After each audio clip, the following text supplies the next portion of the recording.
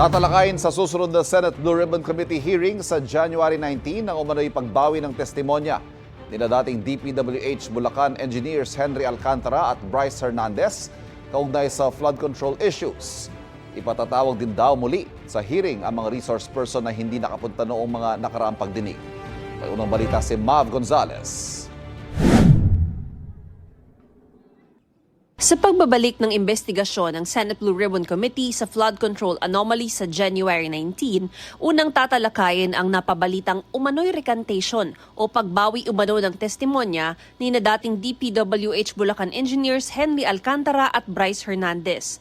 Ayon kay Committee Chairman Senador Ping Lacson, walang ipinarating ang dalawa sa kanya na balak nilang mag-recant. Hindi naman, kasi counter affidavit yung minimension doon sa mga media reports. Kaya itatanong din namin sa DOJ, kung wala, just the same, ipapagbigay alam namin sa kanila lang na kung sila magre-recant, magiging liable sila doon sa violation ng batas sa perjury. Sabi ng Justice Department, wala silang natanggap na kahit anong pagbawi ng salaysay ni Alcantara. Sinusubukan pa ng GMA Integrated News na makakuha ng reaksyon ni na Alcantara at Hernandez. Sabi ni Lacson, hindi na raw siya nagtataka kung may mga humihilot sa dalawa, pero tiwala ang senador na hindi babagsak ang kaso laban sa kanila at mga taong isinangkot nila sa flood control kickbacks. Meron dito mga nagko-corroborate na mga circumstantial or mga documentary evidence. Halimbawa, kung may na-implicate silang mga mambabatas, maliwanag naman nasa budget books yung sinabi nila mga items mismo na nakasaad doon kung ano yung mga proyekto na pinanggalingan ng di umano'y mga suhol. May sarili rin aniyang investigasyon ng Anti-Money Laundering Council at tiyak daw na isa sa alang-alang ng DOJ at Ombudsman kung may money trail na konektado sa mga testimonya ni na Alcantara at Hernandez. Sa mga resource person namang hindi sumipot sa nakaraang pagdinig, maglalabas ng subpina ang Blue Ribbon. Sina Ulaybar, I think si Maynard Ngu, tapos si Secretary Bonoan, I think si Opulencia. Pero except those, imbitahin pa rin namin o isusupina pa rin.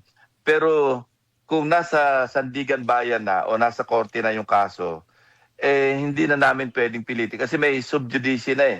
So like, Pero pwede silang tanungin sa ibang issues. Si dating Congressman Zaldico naman na sinabpi na rin ng komite, iisyuhan na ng arrest order kung hindi pa rin lilitaw.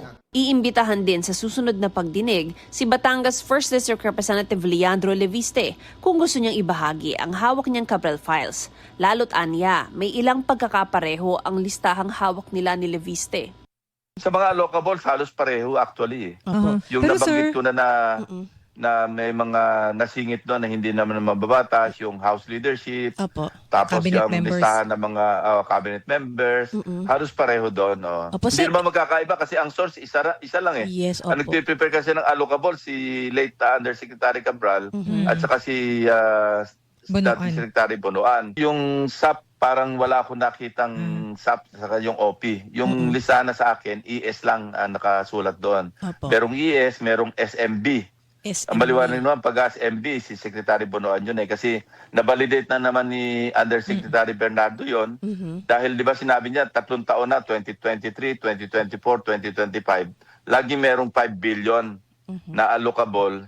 Wala pang tugon si Leviste kung dadalo siya. Ito ang unang balita. Mav Gonzalez para sa GMA Integrated News.